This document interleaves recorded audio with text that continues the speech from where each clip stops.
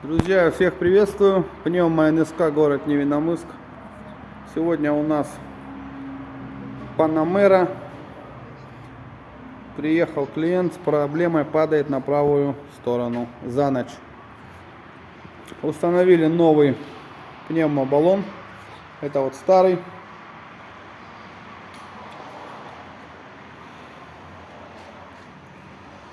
Сейчас жду клиента машинку отдавать. Машинка готова. Обслуживание, ремонт пневмоподвески.